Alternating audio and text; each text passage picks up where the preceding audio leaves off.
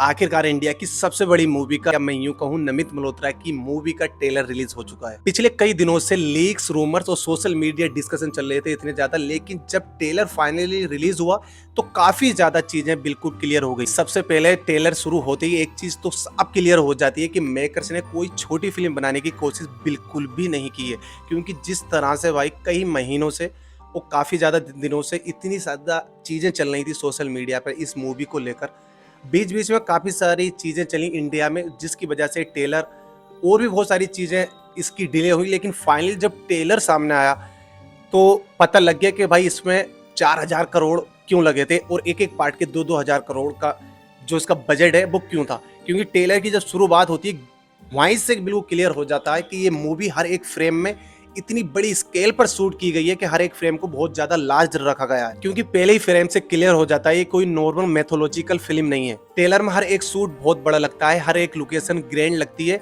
और टेलर देखकर एक बार तो क्लियर है कि सिर्फ मोबाइल के लिए नहीं बल्कि थिएटर में असली एक्सपीरियंस के लिए बनाई गई है। लेकिन भाई अगर किसी ने सबसे ज्यादा सरप्राइज किया है तो वो है यस एस रावण। और हाँ, मैं एक बात क्लियर कर दूं, यहाँ पे मैं सिर्फ जो एक्टर की परफॉर्मेंस है उसको अप्रिशिएट कर रहा हूँ, बल्कि कैरेक्टर को नहीं। ट्रेलर में आपने भी देखा होगा जितनी देर स्क्रीन पर रावण दिखाई देता है उसी की प्रेजेंस महसूस होती है, चाहे रावण की वॉक हो या उसकी बॉडी लैंग्वेज या उसका आई कांटेक्ट। जिस कॉन्फिडेंस के साथ वो हर एक सीन में दिखाई देता है रावण, अगर ऑनेस्टली कहूं तो मैं बहुत ज्यादा पावरफुल लगता है। और टेलर की शुरुआत में ही वो वाला सीन जहां रावण एक विशाल दरवाजे को तोड़ते हुए आगे बढ़ता है या फिर कुबेर के राज्य में जीत के बाद अपने साम्राज्य का ऐलान करता है, इन शूट को देखकर एक बात तो क्लियर हो जाती है कि रामायण मूवी में जो करेक्टर है भाई मेकर्स उसको बिल्ड कर रहे हैं, क्योंकि ये 2 पार्ट में आने वाली है। लेकिन यहाँ फिर इस मूवी की सबसे बड़ी खूबसूरती भी शुरू होती है, क्योंकि एक तरफ रावण जिसके अंदर पावर, ईगो और एंगर है, और वहीं दूसरी तरफ श्री राम जिनकी सबसे बड़ी ताकत उनका गुस्सा नहीं बल्कि उनका धैर्य है। और यही वजह है कि अगर टेलर में रणबीर कपूर आपको थोड़े काम लगे,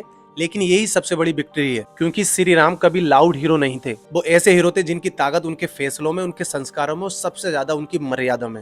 और यही कॉन्ट्रैक्ट इस टेलर को इतना बड़ा बना देता है, क्योंकि आज के टाइम पे केजीएफ, पुष्पा, एनिमल और भी जितनी मूवी भाई वायलेंस वाली आने वाली है, चाहे टॉक्सी की क्यों ना हो, यस की आने वाली मूवी, या किंग हो शाहरुख खान की, या फौजी हो, हम सब जितने भी ज्यादातर ऑडियंस है, थिएटर लवर, मूवी लवर, वो एक एक्शन मूवी की आदी हो चुकी है। मतलब एक्शन उनको चाहिए। इसीलिए आपने ट्रेलर में देखा होगा जब रावण की एंट्री होती है या वो किसी सीन में भी एक्शन करता हुआ दिखाई देता है तो नेचुरली अटेंशन उसके पास जाती है।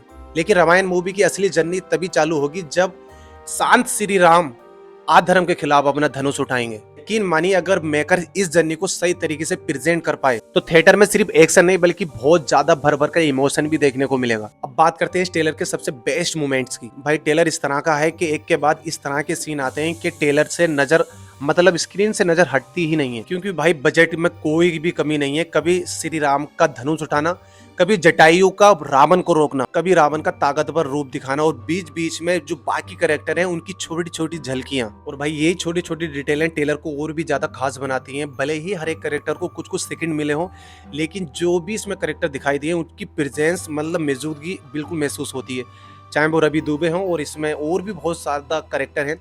अभी सनी देओल एज हनुमान उन्हें छुपा कर रखा है, पता नहीं वो शायद जो दूसरा ट्रेलर रिलीज होगा उसमें उनके कैरेक्टर को दिखाया जाएगा। लेकिन बहुत कुछ है इस मूवी में, क्योंकि इतने ग्रैंड लेवल पे इस मूवी को बनाया गया है कि भाई शायद अभी तक इंडिया में इतनी, क्योंकि बजट की बड़ी मूवी आज तक बनी नहीं है। जटायु वाला सीन अगर मैं सच कहूं तो इसे मूवी में अगर सही इमोशन के साथ दिखाया गया तो रामायण मूवी का ये सबसे इमोशनल मोमेंट बन सकता है मे बी। क्योंकि वो सिर्फ एक फाइट नहीं थी, वो एक योद्धा का आखिरी बलिदान था जिसने अपनी जान देकर भी माता सीता की रक्षा करने की कोशिश की। और यही सारी चीजें रामायण को एक सिर्फ फिल्म नहीं बल्कि एक इमोशन बनाता है। ट्रेलर में आपने देखा होगा कुछ सीजीआई जो क्रिएचर थे वो पहले टीजर में रिलीज हुए थे, उनको लेकर काफी ज्यादा आलोचना हुई थी। तो भाई मेकर्स ने इसके ऊपर भी काम किया है, अब और ज्यादा रियलिस्टिक लगने लगे हैं। मतलब मेकर्स ऑडियंस का जो फीडबैक है वो लगातार सुने, क्योंकि भाई 4,000 करोड़ लगे हैं। मतलब यहाँ पर बैठकर कुछ भी बोलना बहुत ज्यादा आसान होता है, लेकिन आप 4,000 करोड़ को याद रखिए। कोई ज्यादा ही चर्चा में मूवी होती है इंडिया के अंदर तो वो 2,000 करोड़ कमा पाती है। शायद एक ही मूवी ने कमाई अभी तक तो दंगल ने, और इतनी ज्यादा कंट्रोवर्सी के बावजूद भी धुरंधर 2 ने शायद 1800-1900 करोड़ के बीच में कमाए थे। तो मूवी का बजट ही इतना ज्यादा है तो फीडबैक तो सुनना पड़ेगा। और मेकर्स हर एक कोशिश कर रहे हैं जिससे ये मूवी किसी की तरह भी कंट्रोवर्सी में, या जो ऑडियंस है उसको नाराज कर नहीं, बल्कि हर एक चीज सुन सुनकर इस पर काम किया जा रहा है ताकि और ज्यादा चीजें बेहतर हो सकें और थिएटर में बैठकर ऐसा एक्सपीरियंस आए जो आज तक किसी भी मूवी को देखकर नहीं आया है। क्योंकि मेकर्स नमित मल्होत्रा का तो भाई यही ड्रीम होगा। और एक बात तो क्लियर है, ये मूवी सिर्फ BFX की वजह से हिट नहीं होगी, ब्लॉकबस्टर नहीं होगी, बल्कि हिस्ट्री तभी बनाएगी जब थिएटर से बाहर निकलकर ऑडियंस हर एक कैरेक्टर को याद रखेगी। और अगर ऐसा हुआ तो यकीन मानिए ये मूवी सिर्फ भाई ब्लॉकबस्टर नहीं होगी, बल्कि आने वाले कई सालों तक इंडियन सिनेमा की यादगार मूवी में गिनी जाएगी। बाकी ट्रेलर देखकर अभी 2-3 बार देखा है मैंने इसमें आईपैड में, मेरी एक्साइटमेंट तो नेक्स्ट लेवल की पहुंच चुकी है। और ट्रेलर में आपको सबसे ज्यादा बेस्ट सीन कौन सा लगा?